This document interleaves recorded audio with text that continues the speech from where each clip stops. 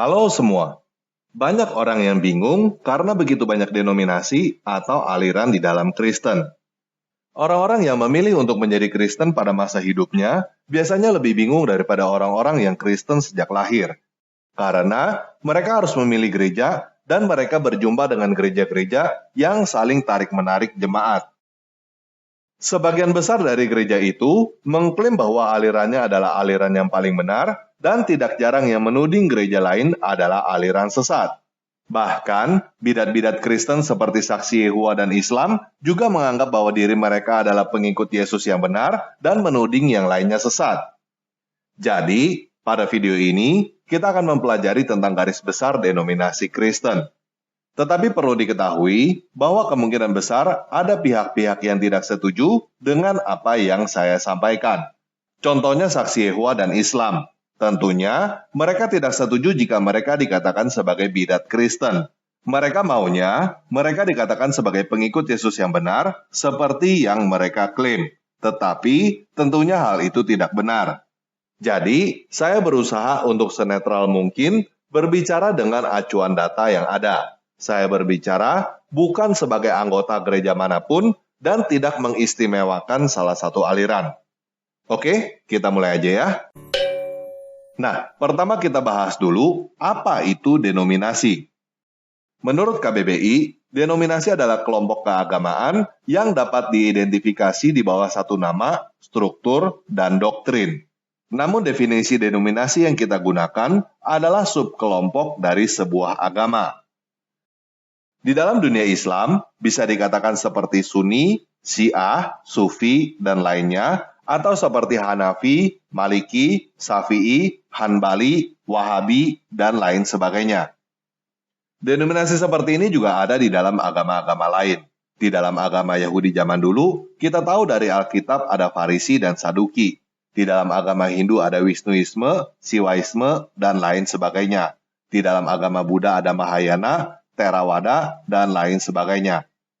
Jadi, denominasi di dalam Kristen tidak aneh dan tidak unik. Selain itu, denominasi di dalam Kristen juga sudah ada sejak awal gereja mula-mula. Bukti bahwa denominasi sudah ada sejak semula adalah 1 Korintus 1 ayat 12. Yang aku maksudkan ialah bahwa kamu masing-masing berkata, aku dari golongan Paulus, atau aku dari golongan Apolos, atau aku dari golongan Kefas, atau aku dari golongan Kristus. Pada saat itu, belum ada yang disebut gereja Katolik atau gereja Ortodoks. Karena kalau sudah ada, pasti sudah disebut di dalam 1 Korintus 1 ayat 12. Jadi, Kristen sudah mempunyai banyak denominasi sejak awal. Itu sebabnya diadakan konsili ekumenis untuk menentukan definisi Kristen yang umum dan lurus. Ada 7 konsili ekumenis yang disepakati oleh gereja-gereja yang diakui sebagai gereja yang umum dan lurus pada zaman itu. Hal ini sudah saya bahas pada video yang lain. Jadi, saya tidak akan membahas ulang tentang 7 konsili ekumenis. Jika teman-teman mau tahu, silakan cari video yang membahas tentang konsili dan bidat di channel Tanpa Ragi setelah nonton video ini sampai selesai. Intinya, konsili ekumenis itu artinya adalah musyawarah dari berbagai denominasi gereja yang ada pada saat itu, bukan diprakarsai atau dipimpin oleh gereja Katolik Roma. Saat ini gereja Katolik dan gereja Ortodoks biasanya tidak mau disebut sebagai denominasi Kristen, karena menurut mereka adalah Kristen yang asli dan sah berdasarkan warisan dari Yesus, para rasul, dan bapak-bapak gereja. Pada tahun 1054, terjadi perpecahan besar antara gereja-gereja di timur dan di barat. Gereja di timur menyebut diri mereka gereja Ortodoks, yang artinya gereja yang lurus. Gereja di barat menyebut diri mereka gereja Katolik, yang artinya gereja yang umum. Gereja Katolik dan gereja Ortodoks saling klaim bahwa mereka yang benar, dan mereka saling mengekskomunikasi satu dengan yang lainnya. Artinya, mereka saling berkata bahwa pihak sono yang keluar dari ajaran Kristen yang benar. Jadi, pada video ini, baik gereja Katolik Roma maupun gereja Ortodoks Timur, kita sebut denominasi Kristen. Nah, sekarang kita akan menggolongkan yang mana yang disebut Kristen, yang mana yang disebut bidat Kristen, dan yang mana yang disebut bukan Kristen. Ada beberapa orang Kristen yang berpikir bahwa orang Kristen di luar gerejanya atau di luar alirannya adalah bidat. Tetapi pada video ini, kita tidak akan menggunakan definisi subjektif seperti itu. Kita harus menggunakan ukuran yang bisa digunakan secara objektif. Secara sederhana, definisi Kristen artinya adalah pengikut Yesus Kristus. Mereka yang mengaku Yesus sebagai Kristus, Mesias, atau Al-Masih, dan klaim bahwa dirinya adalah pengikut Yesus, bisa dianggap Kristen. Namun, pertanyaannya adalah, apakah mereka Kristen yang umum dan lurus, atau mereka Kristen yang menyimpang? Kristen yang umum dan lurus, kita sebut Kristen arus utama. Kristen yang menyimpang, kita sebut bidat Kristen. Ukuran yang kita pakai untuk menyatakan bahwa sebuah aliran adalah Kristen arus utama atau bidat adalah konsili ekumenis yang sudah disepakati oleh berbagai denominasi pada zaman dahulu. Aliran Kristen yang sepakat dengan konsili ekumenis disebut Kristen arus utama, sedangkan yang mengaku pengikut Yesus tetapi tidak sepakat dengan konsili ekumenis disebut bidat Kristen. Jadi, jika kamu mau tahu apakah sebuah gereja adalah gereja arus utama atau bidat, kamu bisa tanya kepada pemimpin gereja itu tentang konsili ekumenis atau setidaknya tentang pengakuan iman rasuli. Jika pemimpin jemaat itu menolak pengakuan iman rasuli, maka yang kamu temui adalah bidat Kristen. Walaupun sebuah aliran jemaatnya banyak dan menjadi mayoritas di sebuah daerah, tetapi menolak pengakuan iman rasuli, tetap aja disebut sebagai bidat Kristen. Jadi, yang disebut sebagai Kristen arus utama, diantaranya adalah Katolik, Ortodoks, dan Protestan. Sedangkan, yang disebut sebagai bidat Kristen, diantaranya adalah Saksi Yehova, Mormon, dan Islam. Yang disebut bukan Kristen, diantaranya adalah Yahudi, Hindu, dan Buddha. Jelas ya? Nah, sekarang kita bahas tentang denominasi di dalam Kristen Protestan. Kristen Protestan bisa dikatakan dimulai sejak seorang biarawan Katolik dari Jerman yang bernama Martin Luther menulis 95 tesis yang isinya adalah protes terhadap ajaran Katolik pada tahun 1517. Salah satu yang menjadi tema utama di dalam protes itu adalah penjualan surat indulgensi. Pada awalnya dia tidak punya niat untuk mendirikan aliran atau denominasi Kristen. Apa yang dia lakukan sebenarnya adalah untuk mereformasi gereja dari dalam. Tetapi pada tahun 1521 dia diekskomunikasi atau dikeluarkan oleh gereja Katolik. Sebagai reaksi, Martin Luther membakar surat ekskomunikasi tersebut.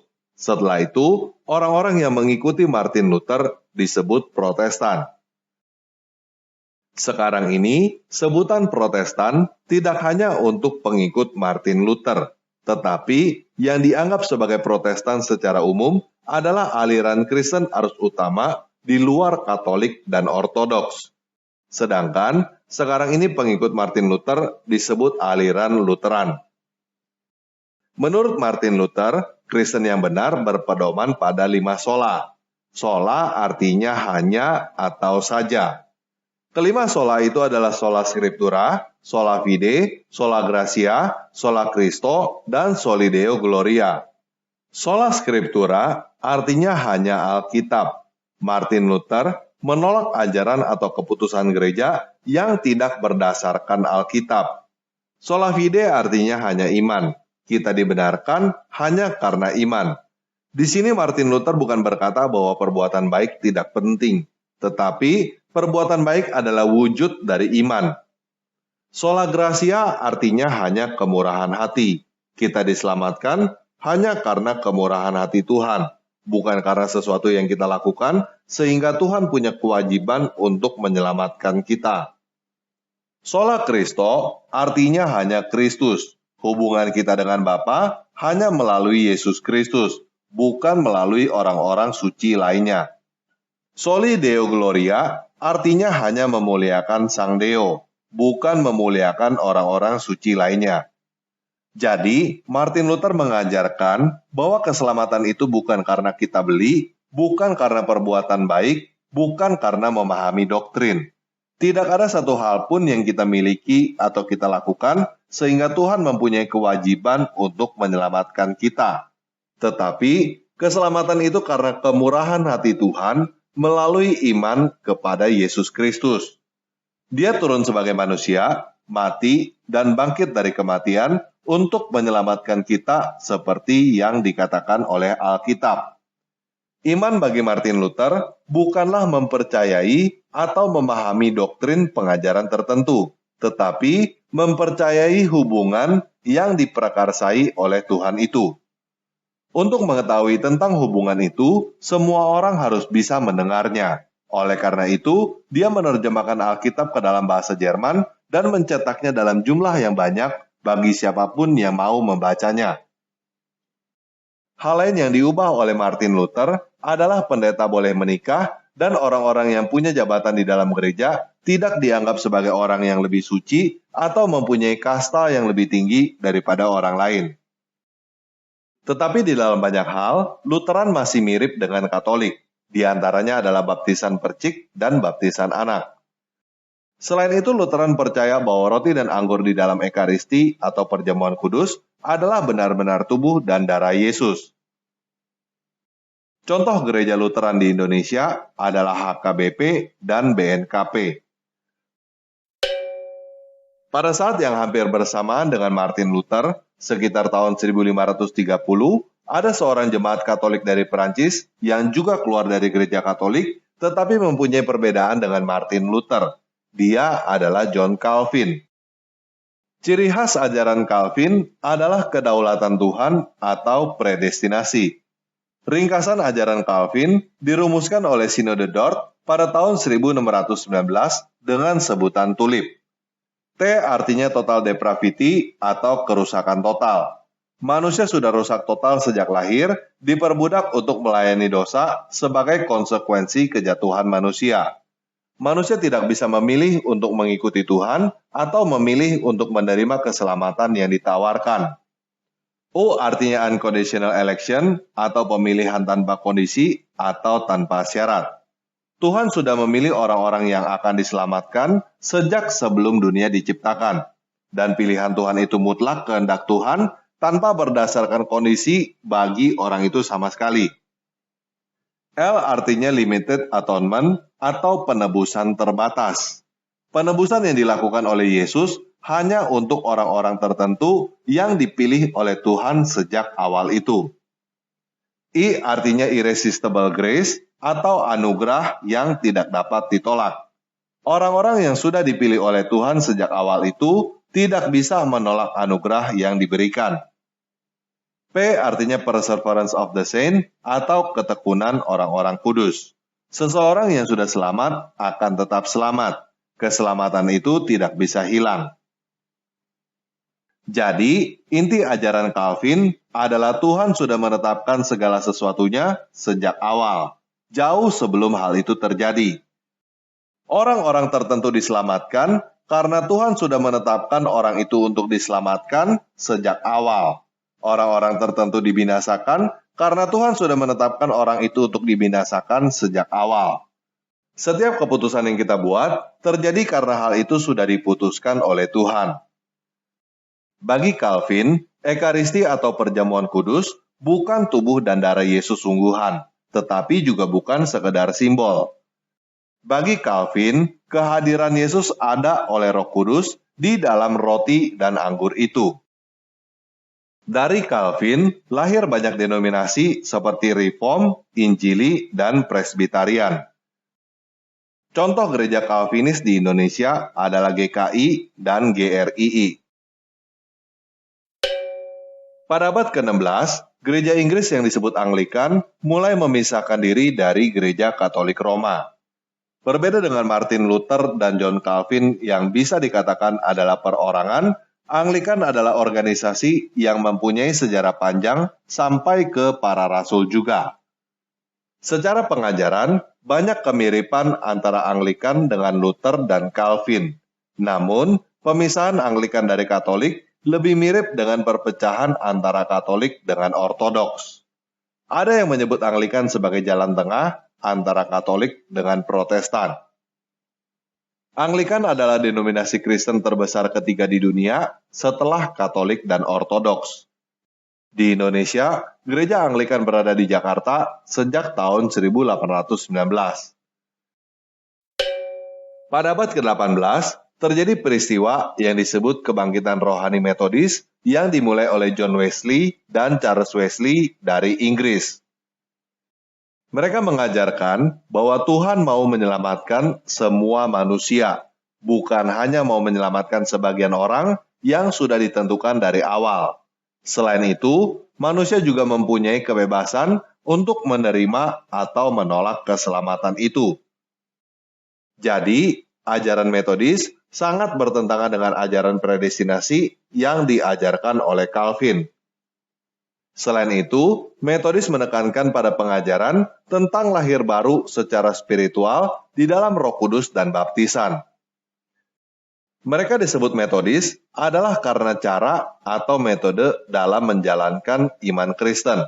Fokusnya adalah mengubah karakter seseorang sebagai dampak iman Kristen. Nama Metodis ini awalnya adalah olok-olok kepada kelompok Wesley karena mereka melakukan acara keagamaan secara rutin dan sistematis di Universitas Oxford. Di situ, mereka puasa, mengunjungi orang sakit, orang miskin, dan tahanan secara rutin. Perubahan lain yang mereka lakukan adalah melatih orang biasa untuk menjadi pengkhotbah dan pengajar tanpa harus mempunyai jabatan atau mandat di dalam struktur organisasi gereja. Selain itu, mereka juga mulai melakukan perubahan dalam musik dan lagu gereja. Charles Wesley sendiri menulis ribuan lagu pujian. Gereja Metodis masuk ke Indonesia dengan nama Gereja Metodis Indonesia sejak tahun 1905 oleh penginjil dari Amerika. Nah, denominasi berikutnya adalah aliran baptis. Berbeda dengan aliran lain yang dimulai dari satu individu atau satu grup, aliran baptis ini muncul secara sporadis di berbagai tempat pada abad ke-17, lalu menyatu karena satu pendapat atau kepercayaan yang sama. Kepercayaan itu adalah menolak baptisan percik dan baptisan anak. Aliran ini percaya bahwa baptis adalah keputusan yang dilakukan oleh orang yang sudah dewasa dan baptis yang benar adalah dengan cara diselam. Walaupun demikian, sebagian besar gereja baptis tidak melihat baptis sebagai syarat untuk diselamatkan, tetapi lebih ke pernyataan iman dan ekspresi pertobatan. Karena gereja baptis ini muncul secara sporadis, secara ajaran mereka sangat bervariasi. Ada yang lebih mendekati Luther, ada yang lebih mendekati Calvin, ada yang lebih mendekati Metodis. Gereja baptis pertama kali masuk ke Indonesia pada abad ke-19 oleh Jabez Carey. Tetapi, dia harus pergi dari Indonesia karena dia tidak disukai oleh Belanda. Sekarang ini ada ratusan gereja di Indonesia yang menyatakan diri termasuk dalam gereja baptis. Ada yang bergabung dengan Gabungan Gereja Baptis Indonesia, ada yang bergabung dengan Gereja Perhimpunan Injili Baptis Indonesia, dan ada yang bergabung dengan organisasi gereja baptis lainnya. Pada abad ke-17, muncul aliran Kristen di Inggris yang disebut The Quakers atau The Religious Society of Friends. Mereka mengenakan pakaian sederhana, menolak untuk ikut berperang, menolak untuk bersumpah, menolak alkohol, dan menentang perbudakan. Pencetusnya adalah George Fox yang mulai mengajarkan bahwa kamu tidak perlu seorang makelar atau seorang pendeta untuk berhubungan dengan Tuhan. Kelompok ini sangat tradisional dan sangat liberal. Ekaristi atau komuni mereka adalah makan bersama yang dihidangkan oleh lelaki dan perempuan, dan mereka percaya bahwa Yesus bisa hadir di situ bersama mereka.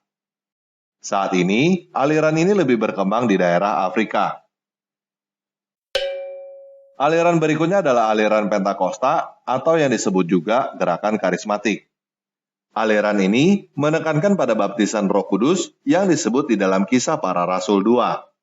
Ciri khas mereka adalah bahasa lidah atau bahasa roh dan mujizat kesembuhan. Siapa yang memulai gerakan ini agak kurang jelas. Ada banyak nama yang dikatakan mempunyai peran dalam lahirnya gerakan ini. Bisa dikatakan gerakan ini lahir dari berbagai tokoh aliran metodis pada abad ke-19 atau dari sekolah Alkitab Bethel dekat Topeka, Kansas yang didirikan pada abad ke-20. Gerakan karismatik ini adalah salah satu yang paling menarik untuk dibahas sekarang ini. Di satu sisi, banyak denominasi Kristen lain yang menentangnya. Ada yang menghinanya dengan sebutan aliran suka raba-raba, ada yang berkata bahwa mujizat kesembuhan yang terjadi adalah penipuan. Tetapi gerakan ini juga adalah gerakan yang paling cepat tumbuh dan diserap oleh denominasi lain. Gerakan ini bahkan masuk ke dalam gereja Katolik, sehingga ada yang disebut Katolik karismatik. Mereka bukan keluar dari gereja Katolik, tetapi ada semacam pertemuan di dalam jemaat Katolik untuk gerakan karismatik. Gerakan Katolik karismatik ini diakui oleh Paus Paulus ke-6, Paus Yohanes Paulus ke-2, Paus Benedict ke-16, dan Paus Prancis. Kontroversi lain yang muncul dari aliran ini adalah oneness atau Jesus only. Mereka menolak penjelasan Tritunggal oleh Katolik dan Protestan lain karena mereka menganggap penjelasan itu adalah penjelasan politeis. Sedangkan mereka menerima penjelasan modalisme yang sudah dinyatakan sebagai bidat pada konsili ekumenis. Jadi, ada gereja Pantekosta yang Trinitarian dan ada gereja Pantekosta yang oneness. Menurut Dr. Degi Ngadas, oneness Pentakosta lahir sejak tahun 1914 dari Assemblies of God. Di Indonesia, Assemblies of God disebut Gereja Sidang Jemaat Allah atau GSJA. Tetapi, sepertinya GSJA sendiri bukan oneness. Kita bisa lihat dari pengakuan iman di website GSJA yang menyatakan bahwa Allah adalah Esa, hadir secara kekal dalam 3 oknum, Allah Bapa, Allah Putra, dan Allah Roh Kudus. Ini adalah penjelasan Trinitarian. GSJA adalah salah satu contoh gereja Pentakosta di Indonesia selain GPDI, GBI, dan lainnya. Nah, aliran lain adalah Advent. Kata Advent artinya adalah kedatangan. Ciri khas mereka adalah sangat suka membicarakan tentang kedatangan Yesus yang kedua kalinya.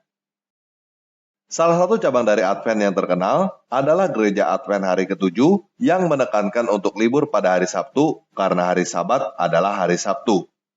Hari perayaan juga menjadi fokus perhatian mereka. Sebagian dari mereka tidak merayakan ulang tahun dan tidak merayakan Natal. Advent juga mengajarkan bahwa neraka bukanlah siksaan yang tidak pernah berakhir, tetapi kebinasaan total. Nah, mungkin teman-teman yang pernah berjumpa dengan saksi Yehua melihat bahwa apa yang mereka ajarkan mirip dengan saksi Yehua. Hal ini disebabkan karena pendiri saksi Yehua belajar dari Advent. Secara teologi, Advent masih menganut doktrin Tritunggal, sehingga tidak bisa dikatakan sebagai bidat. Sedangkan saksi Yehua sudah tidak menganut doktrin Tritunggal, sehingga bisa dikatakan sebagai bidat. Nah, baru-baru ini juga muncul aliran restorasi nama Yahweh. Mereka bukan saksi Yehua. Secara doktrin, mereka adalah Trinitarian juga. Tetapi, mereka tidak setuju bahwa nama Yahweh diterjemahkan menjadi Lord atau Tuhan. Jadi, mereka menerjemahkan Alkitab sendiri tanpa menerjemahkan nama Yahweh. Aliran terakhir yang ingin saya bicarakan adalah Yahudi Mesianik. Yahudi Mesianik adalah keturunan Yahudi secara lahiriah yang percaya bahwa Yesus adalah Mesias seperti layaknya seorang Kristen. Yang membedakan mereka dari Kristen yang lain adalah mereka tidak mau membuang adat istiadat dan tradisi Yahudi. Gerakan Yahudi Mesianik ini dimulai sejak tahun 1960-an. Jadi, bisa dikatakan sangat muda. Pemahaman mereka tentang teologi juga beragam. Namun, sebagian besar dari mereka sepakat dengan doktrin Tritunggal. Nah, itulah garis besar denominasi Kristen yang ada sekarang ini. Tentunya, ada aliran-aliran atau nama-nama gereja lain yang tidak saya sebutkan. Tetapi, seharusnya sekarang teman-teman sudah bisa mengetahui apakah gereja ini atau gereja itu adalah bidat sesat atau bukan. Tinggal tanyakan kepada pemimpinnya, apakah mereka sepakat dengan konsili ekumenis. Jika mereka berkata bahwa Yesus adalah Al-Masih, tetapi mereka menolak konsili ekumenis, maka mereka adalah bidat sesat. Walaupun demikian, sikap kita terhadap mereka yang dianggap sesat itu adalah harus tetap mengasihi. Jika kepada mereka yang dianggap sesat itu kita harus mengasihi, apalagi kepada mereka yang hanya berbeda pendapat dengan kita. Yesus berkata di dalam Yohanes 13 ayat 34-35, "Aku memberikan perintah baru kepada kamu, yaitu supaya kamu saling mengasihi. Sama seperti aku telah mengasihi kamu, demikian pula kamu harus saling mengasihi. Dengan demikian, semua orang akan tahu bahwa kamu adalah murid-muridku, yaitu jikalau kamu saling mengasihi." Saya percaya Tuhan bukan menginginkan kita untuk seragam atau seperti mendirikan menara Babel, tetapi supaya kita bersatu dengan cara saling mengasihi di dalam kasih Kristus walaupun kita berbeda.